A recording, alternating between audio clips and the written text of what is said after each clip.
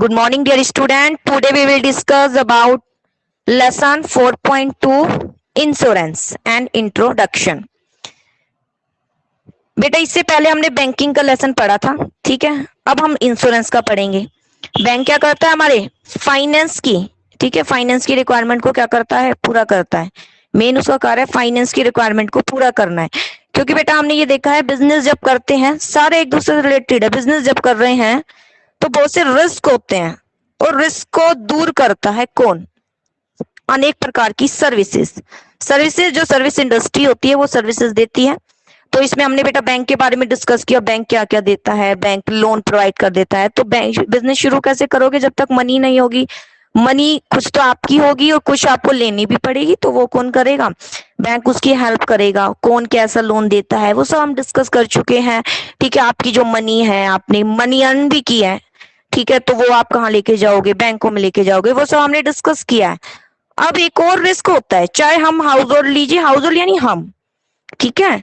अब चाहे बिजनेस के पर्पज से देखिए, कोई भी हो, एक्स वाई जेड कोई भी है, एक रिस्क बना रहता है कहीं ना कहीं चोरी का, ठीक है, व्यक्ति की मृत्यु हो जाए उसका, ठीक है, फायर का, कुछ भी मान लीजिए कोई प्रोडक्ट है, प्रोडक्ट में किसी प्रकार का लॉस हो जाए, ठीक है, कि हमने तो यहाँ से भेज दी वस्तु, ठीक है, ये सेलर है, मान लीजिए सेंड कर रहे हैं वस्तु को, भेज रहे हैं, ठीक है, चाहे शिपमेंट कर रहे हैं, ये सेलर है, मान लीजिए ये बायर है, सेलर ने तो वस्तु भेज दी, अच्छे से भेजी है उसने, लेकिन बायर जब तक उस वस्तु को वैसे रिसीव नहीं करेगा ना जैसा उसने मंगाई है, तब तक कहाँ वो पेमेंट करेगा, ठीक है।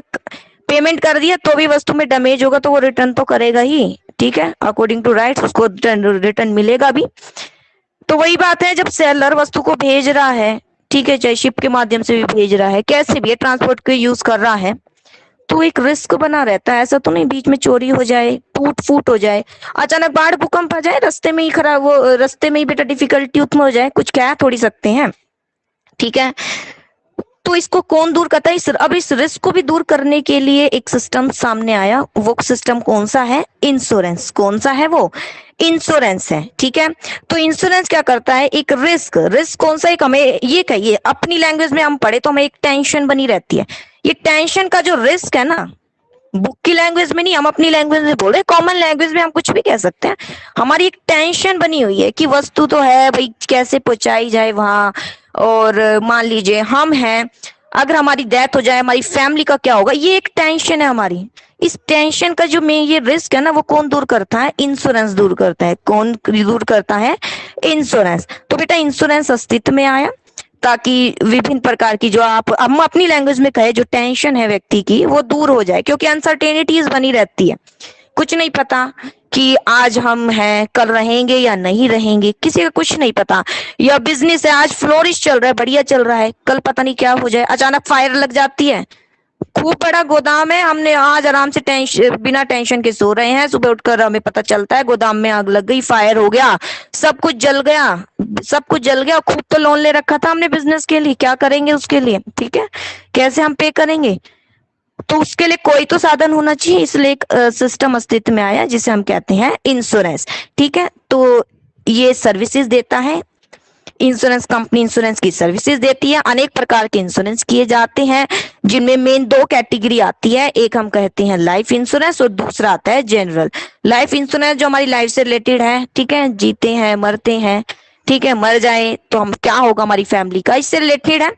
और एक होता है जनरल। फिर बाकी सारे जो इंश्योरेंस है, बाकी सारे हमारी लाइफ को छोड़कर बाकी सारों पर आ जाइए आप, ठीक है, वस्तु से रिलेटेड है, फायर है, थेफ्ट, ये सब जनरल इंश्योरेंस में आ जाएगा। तो हम इस टॉपिक आज में से इस लेसन में हम इस सब के बारे में डीप स्टडी करेंगे।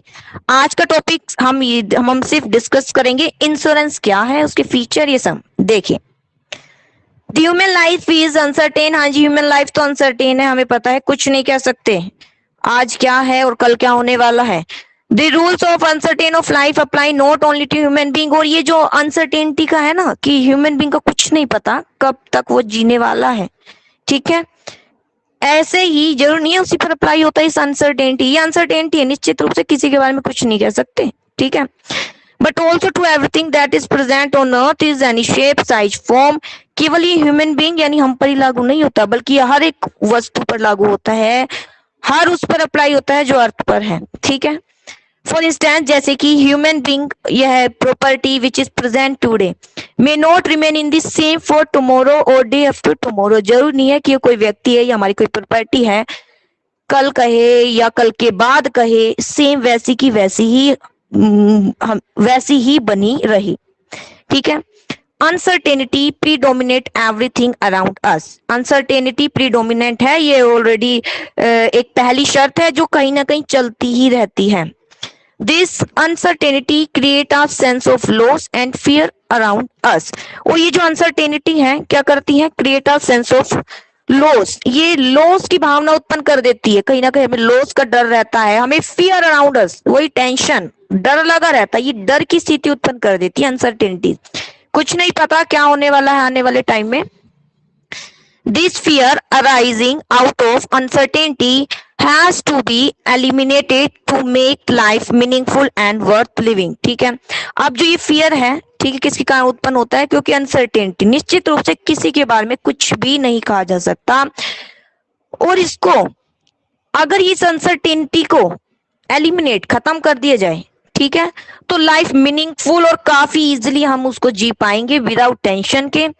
और the feeling of loss can not be eliminate completely, लेकिन हमें यह भी पता है जो लॉस की जो फीलिंग है can not be eliminate completely, complete रूप से एलिमिनेट, खत्म नहीं कर सकते। ये जो रिस्क है ना अनसर्टेनिटीज का, हम कंप्लीट रूप से उसको खत्म नहीं कर सकते, but it can be definitely be minimize. लेकिन हमारे इतना तो हाथों में है, हम इसको क्या कर सकते हैं, मिनिमाइज। क्या कर सकते हैं हम इसे, मिनिमाइज। बेटा एक लाइन ध्यान दीजिएगा, जो अनसर्टेनिटीज है, ठीक है, अनसर्टेनिटीज यानी भविष्य में क्या होगा, फ्यूचर में क्या होगा, हमें जो टेंशन है उसको हम बिल्कुल खत्म तो नहीं कर सकते, लेकिन काफी क्या कर सकते हैं, रिड्यूस कर सकते हो। ये रिड्यूस कौन करेगा, इंश्योरेंस। कौन करेगा, इंश्योरेंस अस्तित्व में आया।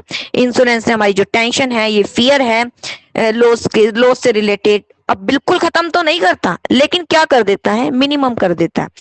This minimization of loss can be done either by providing monetary hack. और ये मिनिमाइज यानी लॉस को कैसे मिनिमम किया जा सकता है, ठीक है, कैसे प्रोवाइड करता है, इस प्रकार की टेंशन को कैसे दूर करता है, फियर को, मॉनिटरी हेल्प देकर to the family of deceased. यानी कोई व्यक्ति मर गया है तो उसकी फैमिली को मनी, यानी मॉनिटरी हेल्प मतलब मनी से रिलेटेड हेल्प देकर, मॉनिटरी होता है मनी, ठीक है, मनी से रिलेटेड हेल्प देकर, और bye purchasing new property in place of the lost one, जो लॉस्ट हुआ है उसके प्लेस पर कोई दूसरी परचेज करके, इस तरीके से क्या दिया जाता है, एक जो फियर है उसको मिनिमाइज किया जाता है।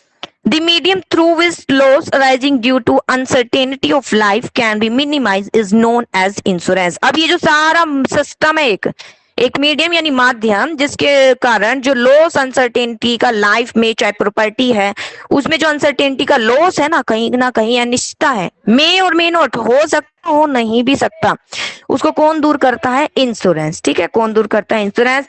तो आज हम इसी के बारे में और डिस्कशन करेंगे, इसका मीनिंग क्या है ये भी पढ़ लेते हैं। इंश्योरेंस इज टेक्निक है which distribute the risk of one person among many. ये एक प्रकार की टेक्निक है जो एक के रिस्क को क्या कर देता है, डिस्ट्रीब्यूट कर देता है बहुत में, यानी कंपनी उसके रिस्क को अपने पास ले लेती है, ठीक है। व्यक्ति टेंशन फ्री तो नहीं रहेगा, बिल्कुल टेंशन फ्री तो नहीं, लेकिन काफी हद तक वो फियरलेस हो जाएगा कि हाँ श्योरिटी रहेगी कि कुछ ना कुछ अगर लॉस हो जाएगा तो लॉस की स्थिति में काफी वो कुछ कवर कर पाएगा, मनी। चलिए अब आता है मीनिंग ऑफ इंश्योरेंस क्या है। Insurance is a contract where one party take the responsibility of the risk of other party in exchange of some fixed फी।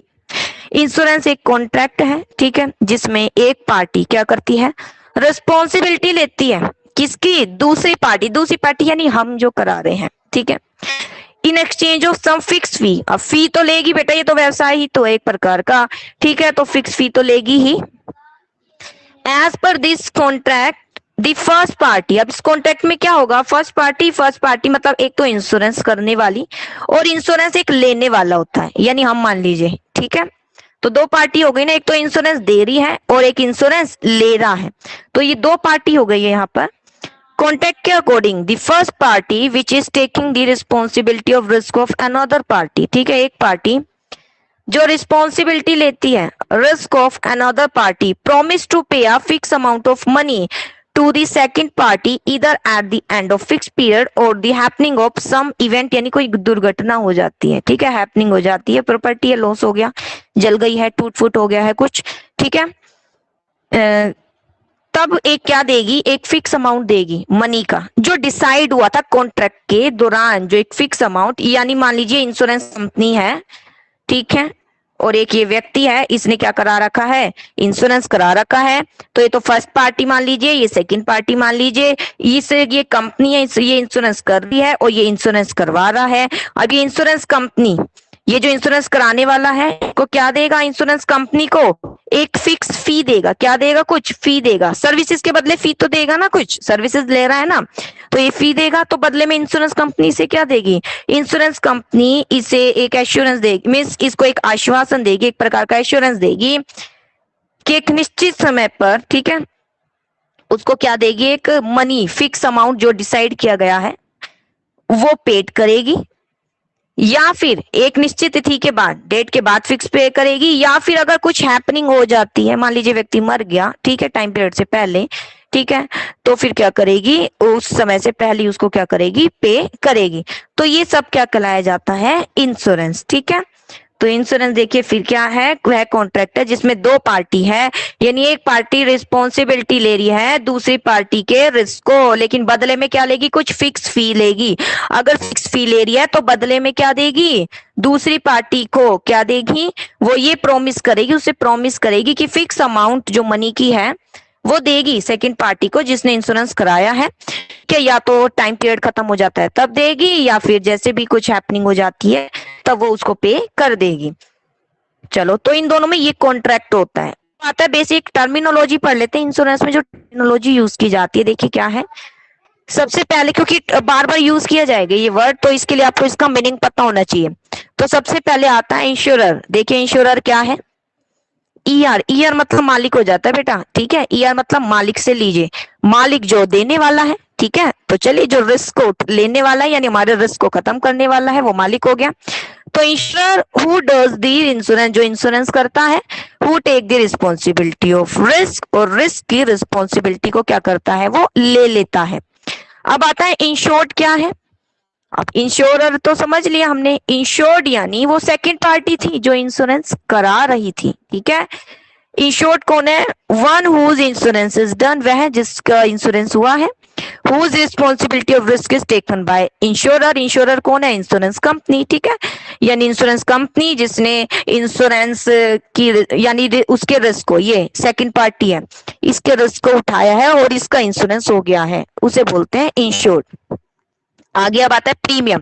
बेटा मीनिंग जो था ना, ये मीनिंग से रिलेटेड टर्मिनोलॉजी है। मीनिंग में आपने क्या पढ़ा, सबसे पहले एक पहली पार्टी है जो रिस्क को उठा रही है, तो ये रहा इंश्योरर, जो इंश्योरेंस कंपनी है और रिस्क को उठा रही है। दूसरा, वह पार्टी जो इंश्योरेंस करवा रही है, तो वो कौन हो गया, इंश्योर्ड, कौन हो गया, इंश्योर्ड जिसका इंश्योरेंस हुआ है, ठीक है। अगला, फिर आपने इसमें क्या पढ़ा था मीनिंग में ये पढ़ा था कि अगर इंश्योरेंस कंपनी इंश्योरेंस कर रही है तो बदले में कुछ फी लेगी, बदले में कुछ क्या लेगी, फी लेगी, तो फी से रिलेटेड ही टर्म है, उसे बोलते हैं प्रीमियम। उसे क्या बोलते हैं, प्रीमियम बोलेंगे उस फीस को, ठीक है, यहाँ वर्ड यूज करेंगे प्रीमियम। तो प्रीमियम वर्ड से ही याद समझ आ जाएगा जी इंश्योरेंस करा रखा है। The fee charge by the insurer, ठीक है, insurer on account of providing services called premium. कुछ फी चार्ज करेगी, ठीक है, ये कंपनी किससे, जो इंश्योरेंस करवा रहा है। मीनिंग में यही पढ़ा था ना, कुछ फी लेगी वो, तो उसे हम क्या कहेंगे, प्रीमियम कहेंगे, इनके अकॉर्डिंग, ठीक है, इनके टर्म के अकॉर्डिंग। अब आता है पॉलिसी, कॉन्ट्रैक्ट है, ये पढ़ा था ना, दोनों में कॉन्ट्रैक्ट है, मीनिंग में ये बेटा ये रहा कॉन्ट्रैक्ट है, तो आगे ना कॉन्ट्रैक्ट को बोलेंगे policy. Document of contract of insurance is which term condition related to contract of insurance are mention is known as policy. जो भी डॉक्यूमेंट प्रिपेयर किए जाएंगे, ठीक है, जिसमें इंश्योरेंस की टर्म कंडीशन सब कुछ, ठीक है, टर्म यानी क्या अवधि है, किस शर्तों के अंतर्गत आपको ये पॉलिसी मिलेगी, सब कुछ रिलेटेड होता है, उसे बोलेंगे पॉलिसी। अब आता है सम एश्योर्ड, किसी अमाउंट का भी तो हो रहा होगा यहाँ, ठीक है, कितने अमाउंट का इंश्योरेंस कराया, कुछ तो होगा, उसे बोलेंगे amount for which the insurance policy is taken is known as sum assured. जिस अमाउंट की पॉलिसी ली गई है, ठीक है, उसे बोलेंगे सम एश्योर्ड यानी एक मुश्त राशि, ठीक है, इकट्ठी राशि, इसके लिए इंश्योरेंस ले रहे हैं ताकि ये हमें मिल जाए, ये हमें मिल जाए। चलिए इसको और अच्छे से समझ लेते हैं कैसे, जैसे यहाँ एग्जाम्पल दिया भी है। All the above term can be explain through the following example, निम्नलिखित एग्जाम्पल से हम इसको समझते हैं।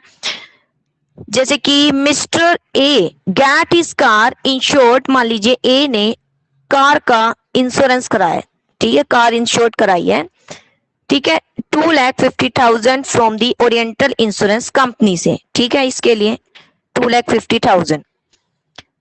दी एनुअल इंश्योरेंस प्रीमियम, अब प्रीमियम बनाएंगे एनुअल यानी एक साल का इसका जो प्रीमियम है 3,000 बना है। आगे आफ्टर सम डे, कुछ समय के बाद, the car met with an accident, ठीक है, कार का एक्सीडेंट हो गया इसलिए तो कराया था insurance. The expenses for repair of car, अब कार को रिपेयर तो होगा ही, विच आर पेड अमाउंट, और 50,000 उसमें खर्चा आया है।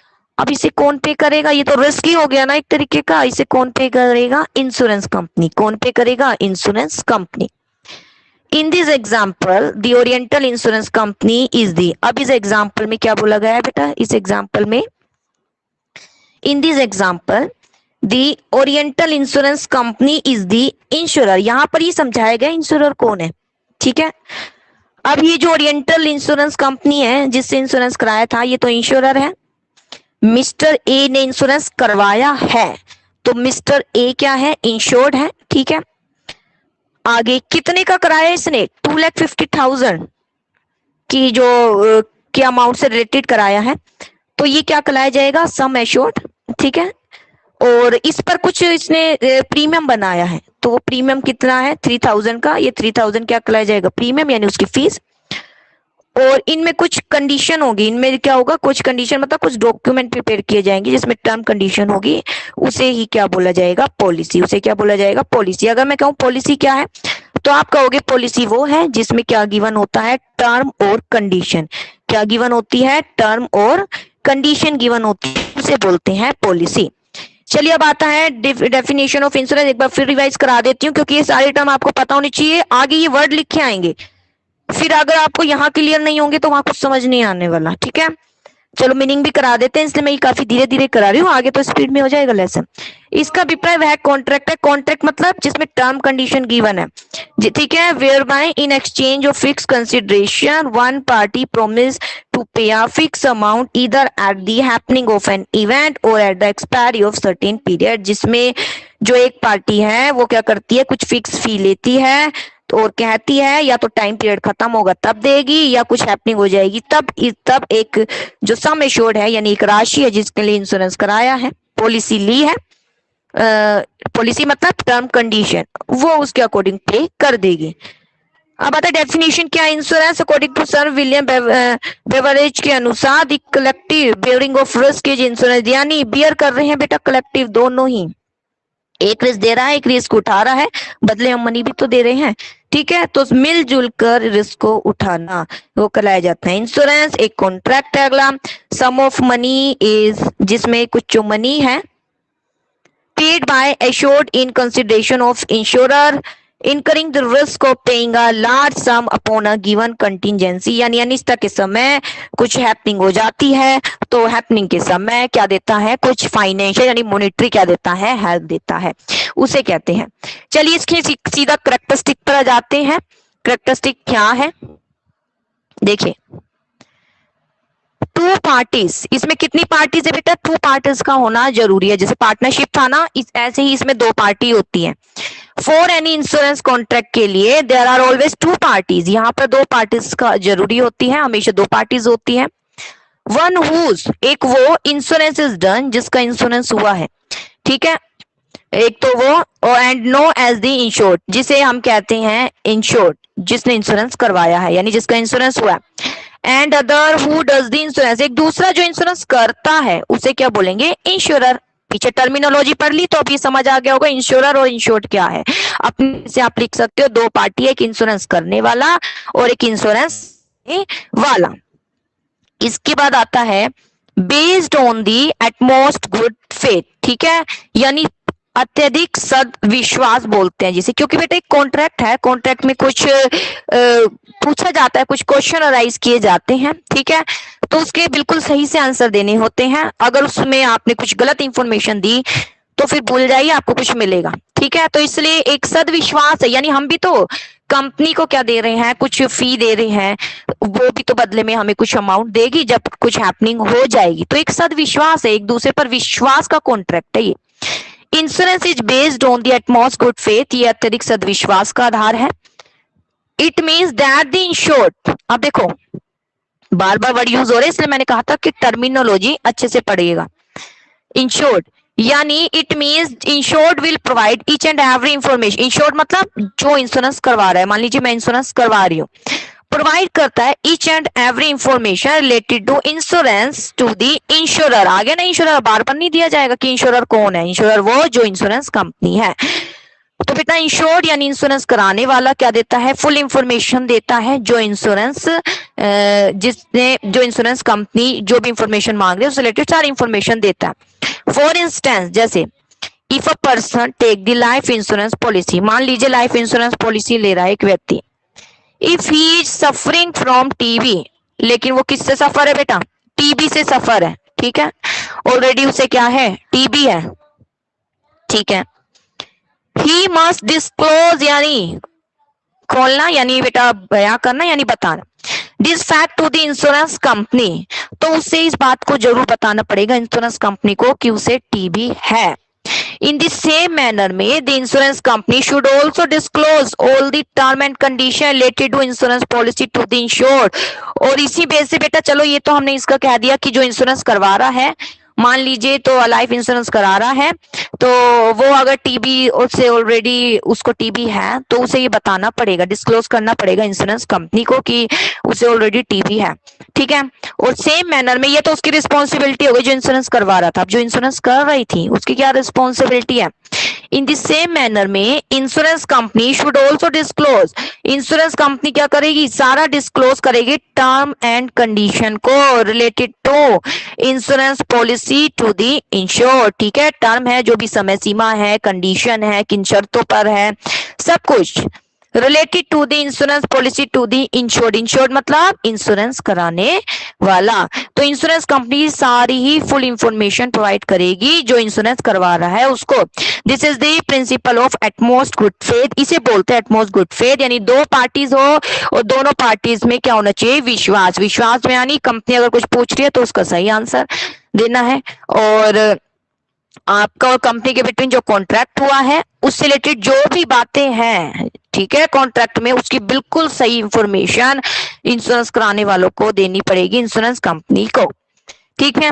अब आता है बेस्ड ऑन कोऑपरेटिव सिस्टम, ये कोऑपरेटिव सिस्टम है, देखिए कैसे कोऑपरेटिव सिस्टम है, कोऑपरेटिव सिस्टम पर बेस है, कोऑपरेटिव ही है, insurance is based on cooperative system पर ये बेस है।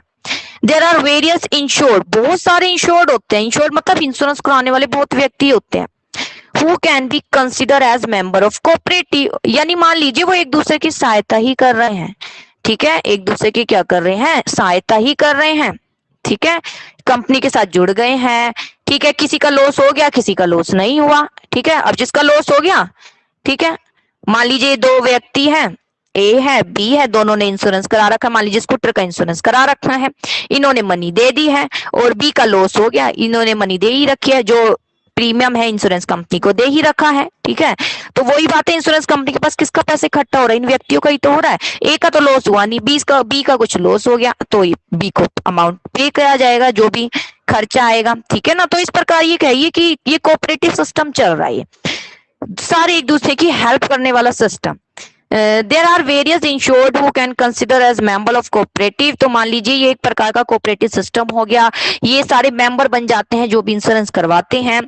दे all contribute some amount of money and create a big fund, सभी एक अमाउंट क्रिएट कराते हैं, जो भी प्रीमियम बनता है वो सारे जमा कराते ही हैं अकॉर्डिंग टू जो भी एग्रीमेंट के अकॉर्डिंग, और ये छोटे छोटे अमाउंट बन के एक बड़ा अमाउंट बन जाता है इंश्योरेंस कंपनी के पास। एनी मेंबर, अगर कोई भी मेंबर सफर हो जाता है, मान लीजिए कहा था ना अभी बी का लॉस हो गया, तो उसको क्या करा जाएगा, कंपनसेट किया जाएगा, उसको क्या किया जाएगा, कंपनसेट किया जाएगा इस फंड से। आता है फ्री फ्रॉम एक्सपेक्टेड रिस्क, ठीक है, फ्री एक्सपेक्टेड रिस्क से, insurance provide security against risk of any kind. Expected, जो हम भाई एक्सपेक्ट कर रहे हैं कि हाँ जी हो सकती है चोरी, ठीक है चोरी है, टूट फूट है, सब है, व्यक्ति है, मर सकता है, सभी को पता है, किसी का कुछ नहीं पता कौन कब जिएगा, सब एक्सपेक्टेड है कहीं ना कहीं रिस्क, तो फ्री हो जाते हैं इस एक्सपेक्टेड रिस्क से। इंश्योरेंस प्रोवाइड करता है सिक्योरिटी किसे, against risk of any kind, किसी प्रकार का जो रिस्क है, चाहे वो आपका फायर का है, थेफ्ट का है, लाइफ का है, कैसा भी है। अब आता है ट्रांसफर ऑफ एक्सपेक्टेड लॉस। बेटा पहले बताइए वॉइस क्लियर है मेरी? Yes ma'am. ओके ओके बेटा, देखिए इसके बाद आता है transfer of expected loss, expected loss का ट्रांसफर। एज एक्सप्लेन अर्लियर, जैसे पहले ही एक्सप्लेन किया गया है, इंश्योरेंस इज अ कॉन्ट्रैक्ट है under which responsibility of risk is transfer from one party to another, यानी ये ट्रांसफर का एक रिस्क है। इसमें जो लॉस है, मान लीजिए होने वाले लॉस को हम क्या करते हैं, ट्रांसफर करते हैं, एक पार्टी दूसरे पार्टी को क्या कर देती है, ट्रांसफर, अगर लॉस हो जाता है तो, ठीक है। इसके बाद आता है पेमेंट ऑफ प्रीमियम, ठीक है, पेमेंट ऑफ प्रीमियम, तो प्रीमियम का तो पेमेंट किया ही जाएगा।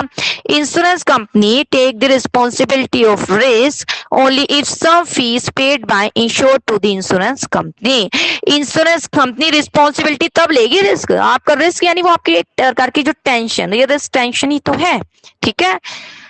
रिस्क ही तो हमारी टेंशन का रूप बन जाता है, हम अपनी लैंग्वेज में अगर कहें तो वो कब देगी, वो हमारा टेंशन कब लेगी, वो टेंशन तब लेगी जब उसे कुछ मनी मिलेगी, सब मनी का खेल है। तो कुछ फी आपको पे करनी पड़ेगी इंश्योरेंस कंपनी को, बदले में वो जो मनी पे करोगे उसे हम प्रीमियम, वो प्रीमियम बोला जाता है, और बदले में वो रिस्क आपका ले लेगी। This fees is known as insurance premium, इसे क्या बोलते हैं, insurance premium.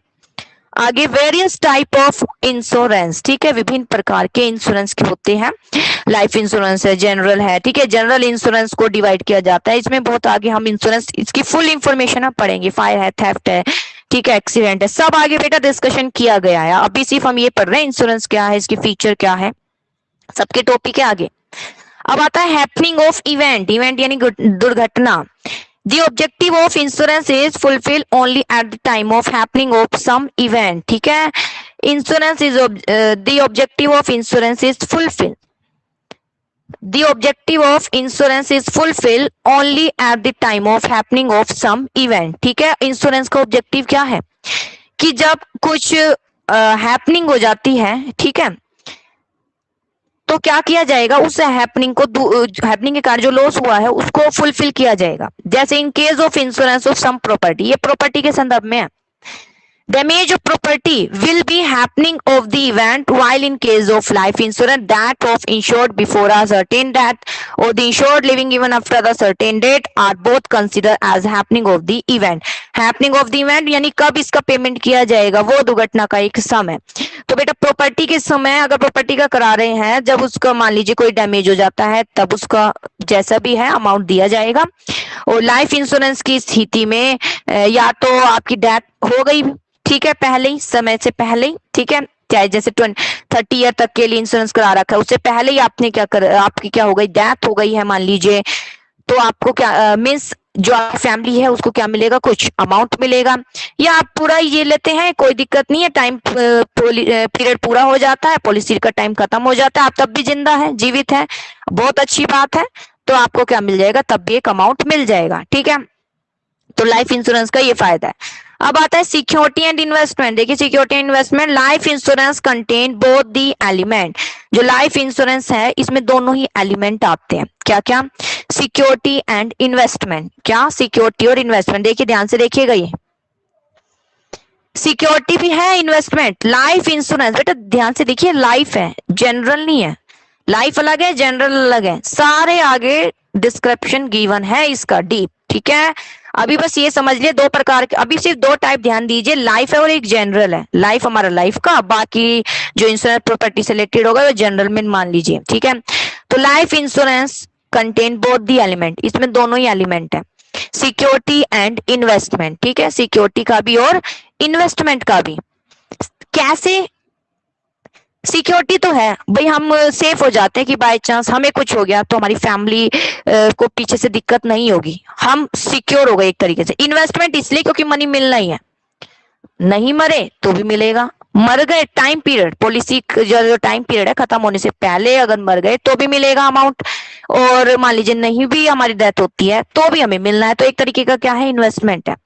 While the rest of insurance, बल्कि बाकी सारे जो इंश्योरेंस है इसके अलावा छोड़कर जो भी, उसमें केवल सिक्योरिटी है। सिक्योरिटी मतलब अगर हैपनिंग हो गई तो आपको अमाउंट मिलेगा, ठीक है। उस हैपनिंग में जो लॉस हुआ है उसको क्या कराया जाएगा, कवर कराया जाएगा, ठीक है। जैसे स्कूटी का इंश्योरेंस करा रखा है, कुछ हैपनिंग हो गई तो आपको मिल जाएगा, ठीक है, वरना एक सिक्योरिटी मिली हुई है, आराम से चलाइए आप। अब आता है ओनरशिप नोट कंपल्सरी। देखिए क्या है ये ओनरशिप नोट कंपल्सरी। जरूरी नहीं है जिसका आप इंश्योरेंस करा रहे हैं आप वो उसके ओनर ही हो, जरूरी नहीं है। ऐसे भी अनेक प्रकार के इंश्योरेंस होते हैं। जैसे देखिए, it is not necessary to be the owner of property. जरूरी नहीं है कि किसी प्रॉपर्टी का आप इंश्योरेंस करा रहे हो आप उसके ओनर ही हो, ऐसा भी जरूरी नहीं है, ठीक है। अनेक प्रकार के इंश्योरेंस होते हैं। For which insurance is being taken, ठीक है। जैसे कि insurance can be taken for a property which has been taken as security by the lender. जैसे मान लीजिए कि इंश्योरेंस करवाया है, किसने इंश्योरेंस करवाया है, ठीक है, उस प्रॉपर्टी का which has been taken as security by the lender from the borrower who has borrow some money. A lender can insure the life of his debtor. जैसे देखें कि मान लीजिए कि बोरो लैंडर कौन है, देने वाला होता है। लैंडर कौन है, देने वाला है, और डेटर कौन है, लेने वाला। लैंडर कुछ मनी दे रहा है, मान लीजिए चाहे प्रॉपर्टी से रिलेटेड कुछ ट्रांजैक्शन कर रहा है और डेटर उसे ले रहा है, तो लैंडर क्या करा सकता है, इस डेटर का इंश्योरेंस करा सकता है, इसके लाइफ का भी इंश्योरेंस करा सकता है, ठीक है। कि मान लीजिए अगर मर गया तो कितनी डिफिकल्टी उसे फील होगी कवर करने में, ठीक है, मनी को। इसलिए अगर जरूरी नहीं है कि ओनर ही हो, अगर ये चाहे तो इसका क्या करा सकता है, इंश्योरेंस करा सकता है। तो ये कहलाया जाता है ओनरशिप नोट कंपल्सरी। जरूरी नहीं है कि ओनरशिप हो, विदाउट ओनरशिप भी आप क्या कर सकते हैं, इंश्योरेंस करा सकते हैं। इसके बाद बेटा टाइप ऑफ इंश्योरेंस है वो हम कल डिस्कस करेंगे, अगर मैं रिवाइज करा देती हूँ। कैरेक्टरिस्टिक बेटा दो पार्टी का होना जरूरी है, दोनों में कॉन्ट्रैक्ट होता है पूरे ही सदविश्वास के साथ, दोनों एक दूसरे को सही इंफॉर्मेशन दे। कोऑपरेटिव सिस्टम है, यानी सब मिलजुल कर बनाए जाने वाले सिस्टम। मनी दिए जा रहे हैं सभी के द्वारा, और वही कहीं ना कहीं जिसको लॉस हुआ है वो उसको फायदा उठाएगा, मिस उसको लॉस को कवर, फायदा क्या मिस लॉस कवर हो रहा है। रिस्क से फ्री है, एक्सपेक्टेड रिस्क से अनेक प्रकार के जो रिस्क आने वाले हैं उससे फ्री हो जाते हैं। लॉस हम ट्रांसफर कर देते हैं, प्रीमियम हमें देना पड़ता है। अनेक प्रकार के इंश्योरेंस है जो जनरल लाइफ है। हैपनिंग ऑफ इवेंट, अगर दुर्घटना हो जाती है मिल जाता है, ठीक है। सिक्योरिटी एंड इन्वेस्टमेंट, ये ध्यान दीजिएगा लाइफ इंश्योरेंस में दोनों ही है, सिक्योरिटी और इन्वेस्टमेंट। यानी सिक्योरिटी है आश्वासन मिला रहेगा, और इन्वेस्टमेंट है मनी मिलना ही 100%। ओनरशिप नॉट कंपल्सरी, जरूरी नहीं है, कई बार आप इंश्योरेंस करवा रहे हो तो आप उसके ओनर ही हो। जैसे जो क्रेडिटर है वो डेटर का इंश्योरेंस करा देता है अपने, ठीक है, वो डेटर तो फिलहाल दूसरा ही व्यक्ति है फिर भी उसका इंश्योरेंस करा देता है क्योंकि उसने उसे क्या दिया हुआ है, उधार दिया हुआ है। तो ये था बेटा टॉपिक आज का। Okay, thank you.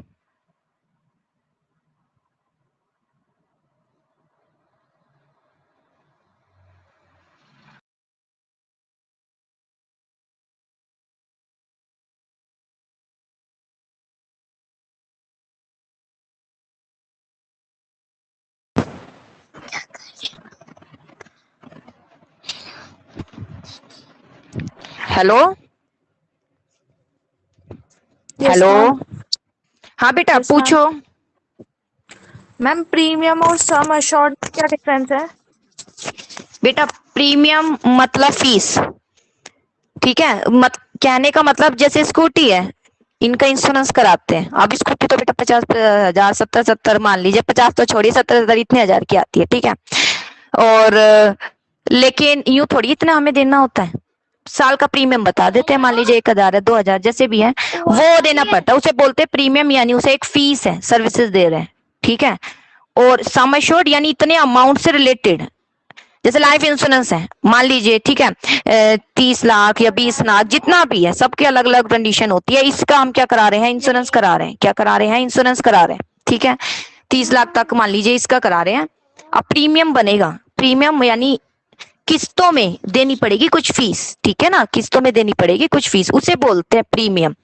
ऐसा तो है नहीं भाई इतने लाख का करा रहे हैं तो इतना हम अभी पे कर देंगे, तो उसका एक टाइम बना देते हैं, इतना इतना हमें क्या देना पड़ता है, एक प्रीमियम देना पड़ता है, उसे बोलते हैं फी, ठीक है। यानी छोटी छोटी राशि देना उसे कहते हैं फी। और सम Yes, एश्योर्ड एक टोटल राशि, जैसे 2,50,000 तक का कराया है, ठीक है ना, तो ये 2 लाख जो 50,000 है ना, उसे बोलेंगे सम एश्योर्ड। अब उस पर एक फी दोगे, यानी प्रीमियम देना पड़ेगा, ठीक है, प्रीमियम देना पड़ेगा ईयरली। तो उस जो भी प्रीमियम वो बताएंगे, प्रीमियम यानी फीस बताएंगे, उसे बोलते हैं प्रीमियम कोई फीस। मैम जैसे नहीं है ये बात सम समझ? एश्योर्ड हाँ टोटल अमाउंट जो जितनी भी पे करनी हाँ, होती है वो टोटल उसका। अमाउंट, हाँ टोटल अमाउंट वो हो गया सम एश्योर्ड। और जो उन्होंने फिर उस टोटल अमाउंट को कैसे लिया जाता है, कुछ प्रीमियम में, मैम ठीक है ना, डिवाइड फीस कर से। देते हैं, हाँ, डिवाइड अब कर। वो लाइफ इंश्योरेंस, हाँ सब में अलग होता है, जैसे कि जनरल इंश्योरेंस है उसमें इतना नहीं दिया जाता, उसमें बस एक प्रीमियम बता देते हैं, वो हम आगे डिस्कस करेंगे तो और समझ जाएगा। फिलहाल इतना मानिए कि इसको हाँ एक तरीके से डिवाइड ही कर दिया उन्होंने, ठीक है, तो वो कहलाया जाएगा प्रीमियम। Yes ma'am. और कुछ? मैम सिक्योरिटी एंड इन्वेस्टमेंट वाला पॉइंट समझा दो। हाँ, सिक्योरिटी एंड इन्वेस्टमेंट, यानी सिक्योरिटी तो बेटा सुरक्षा बनी हुई है, ठीक है ना, सुरक्षा है, हमें पता है कि हमें भाई मिलना ही है, ठीक है। और इन्वेस्टमेंट ये लाइफ में ही है, ये सारे टॉपिक अभी हम आगे डिस्कस करेंगे, तब आपको और अच्छे से क्लियर हो जाएंगे। और इन्वेस्टमेंट मतलब भाई ये एक प्रकार का इन्वेस्टमेंट, इन्वेस्टमेंट किसे कहते हैं, हमें मिलना ही है पैसा, ये मिलना ही है, लाइफ इंश्योरेंस में पैसा मिलना ही है, ठीक है। सिक्योरिटी तो बनी हुई है, मर भी गए तो भी मिल जाएगा, और इन्वेस्टमेंट ही है, नहीं भी मरे तो भी मिलना है, बल्कि जितने का कराया उससे ज्यादा ही मिलना है, ठीक है। मैम जनरल में नहीं मिलता। नहीं, जनरल में नहीं मिलता। ये जनरल जैसे बेटा स्कूटी इसका इंश्योरेंस नहीं कराते क्या, तो ये क्या है, जैसे इस हर साल रिन्यू करा देते हैं, इस साल करा दिया हमने, कितना अमाउंट, जैसे वो प्रीमियम बोलते हैं, मान लीजिए 1,000 2,000 समथिंग जो है, उतना पे कर दिया बस। अब फिर वो वापस नहीं मिलता हमें पैसा, अगर हैपनिंग हो गई तो ही वो जितना खर्चा आया है ना उसका पे करेंगे वो, अदरवाइज हमें कुछ नहीं मिलने वाला। जैसे कार का इंश्योरेंस करा रखा है, ठीक है, कार का इंश्योरेंस करा रखा है, अब जितना भी उन्होंने प्रीमियम बताया वो हम दे देंगे और कुछ नहीं देंगे। अब साल के दौरान इसमें लॉस हो गया, मान लीजिए प्रीमियम हम 3,000 भी दे रहे थे, 5,000 भी दे रहे थे, डिपेंड करेगा कार की वैल्यू के अकॉर्डिंग, और लेकिन अचानक जो है कार चलाते चलाते किसी प्रकार का डैमेज हो गया, ठीक है, किसी प्रकार की टक्कर कैसे भी हो गई, और खर्च आ गया 15,000 का। देखो प्रीमियम मैंने 5,000 दिए थे, 15,000 कवर हो जाएंगे मुझे, ठीक है। यस ये मैम। सब आगे आएगा, कंफ्यूज मत हो, ये सब आगे आएगा टॉपिक, यस मैम। मैम इसका ठीक है। लास्ट पॉइंट और समझा दो। ओनरशिप नॉट जरूरी नहीं है कंपल्सरी। ये, हाँ ओनरशिप कंपल मतलब कहने का मतलब कि ऐसे एक प्रकार ऐसे भी इंश्योरेंस होते हैं जिसमें ओनरशिप जरूरी नहीं होती। ओनरशिप मतलब जैसे कि डेटर है और क्रेडिटर, क्रेडिटर तो आपको पता ना, उधार देने वाला, मैं आपको उधार दे रही हूँ और आप डेटर है, मैंने आपको उधार दे दिया कोई भी प्रॉपर्टी या कोई भी मनी दे दी उधार आपको, ठीक है ना, चाहे मैंने आपको 50 लाख रुपए दे दियो, आपकी मृत्यु हो गई तो, आपकी मृत्यु हो गई तो मैं तो चक्कर काटती रह जाऊंगी, मेरा पैसा कौन देगा, मैं कैसे कैसे उसको कवर कराऊंगी। तो इसके लिए मैं इंश्योरेंस करा देती हूँ आपका भी लाइफ का, मैं करा सकती हूँ आपकी लाइफ का इंश्योरेंस, ठीक है। तो उसे बोलते हैं कि जर्नी ओनरशिप कंपलसरी हो। सब ये आगे डिस्कस होगा टॉपिक, ठीक है। और yes ma'am. No ma'am. Palak, आवाज आ रही बेटा? Yes ma'am. हाँ पूछो। मैम कंटिंजेंसी का मतलब क्या होता है? कंटिजेंसी असंगता मतलब आकस्मिक स्थिति, अचानक कुछ भी हो जाना, उसे बोलते हैं कंटिजेंसी। मतलब जो फिक्स नहीं होता, जो फिक्स नहीं होता ना, कुछ भी हैपनिंग हो जाना, उसे बोलते हैं कंटिजेंसी। हिंदी में असंगता बोलते हैं, असंगता मतलब जो फिक्स नहीं होता उसे बोलते हैं कंटिजेंसी। मतलब आकस्मिक स्थिति बोल दीजिए, कंटिजेंसी सिचुएशन बोल दीजिए, अचानक अनसर्टेनिटीज बोल दीजिए, ये वर्ड यूज कर लीजिए, ठीक है। आया कुछ समझ? Yes ma'am. और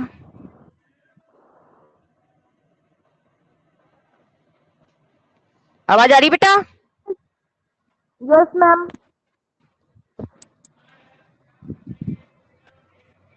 चलो कुछ पूछना है तो पूछ सकते हो, वरना क्विट करते हैं क्लास, ठीक है। पढ़ लेना टॉपिक, हाँ हाँ बोलो बोलो। मैम जो ओनरशिप नॉट कंपल्सरी जो लास्ट पॉइंट ऑफ फीचर्स था, हाँ उस मैम वो बता हाँ दो हाँ। एक बार। देखो ओनरशिप नॉट कंपलसरी में क्या है, वैसे तो हम इंश्योरेंस उसी का कराते हैं जिसके हम ओनर होते हैं। स्कूटी मेरी है, ठीक है ना, तो हमने इंश्योरेंस करा दिया। हम फैमिली मेंबर है, मेरी फैमिली, मैं फैमिली का एक मेंबर हूँ, तो मैंने अपनी लाइफ का इंश्योरेंस करा दिया, ठीक है ना। और मान लीजिए एक दूसरे का है, हस्बैंड है, वाइफ है, सब एक इंश्योरेंस करा लेते हैं एक दूसरे का इस तरीके से, ये तो अपनेपन हो गए। लेकिन मान लीजिए आप और मैं हूं, आपका मेरे से तो दूर का रिलेशन है, मैं आपका इंश्योरेंस क्यों कराऊंगी? नहीं कराऊंगी ना। लेकिन मैं करा दूंगी कब? मान लीजिए कोई क्रेडिटर और डेटर है, ये क्रेडिटर प्रेडेटर की है। मान लीजिए मैंने आपको कुछ उधार दिए हैं, बड़ा उधार चल रहा है, हमारा लेन देन चल रहा है, और मुझे ऐसा लगता है बाई चांस आपकी मृत्यु हो गई तो भी मैं तो डूब जाऊंगी, मैं कहाँ से पैसा लेके आऊंगी इतना, कहाँ से चक्कर काटूंगी कि हाँ जी मेरा ये कवर कराया जाए। तो उस स्थिति में मैं कराती हूँ, आपने अपना इंश्योरेंस कुछ नहीं करा रखा, मैंने आपकी लाइफ का इंश्योरेंस करा दिया, उसे बोलते हैं ओनरशिप कंपलसरी नहीं है। ठीक है, यस। ओके। और ओके मैम। कुछ? और मैम जो इससे पहले के जो टॉपिक्स थे जैसे मोबाइल बैंकिंग और ये जो सभी ऐप थी मैम, इनके बस हाँ। मीनिंग लिखिए शेयर नोटबुक में। इसके हाँ ज्यादा मत करो, मीनिंग लिख लो, यही आते हैं बस इसमें, मीनिंग लिख लो। ठीक है, ज्यादा कुछ मत लिखो, बुक है ना, ज्यादा मत लिखो, मीनिंग लिख लेना। ठीक है बेटा? Yes ma'am. मैम ये इसके कैरेक्टरिस्टिक्स में इसके point लिख- करेक्टरिस्टिक हाँ पॉइंट लिख लो, टर्मिनोलॉजी लिख लेना पूरी। ठीक है, यस मैम। ओके बेटा, ma'am. Bye. Bye ma'am. Bye ma'am. Quit कीजिए बेटा, हाँ क्विट कीजिए, क्विट कीजिए बेटा क्लास।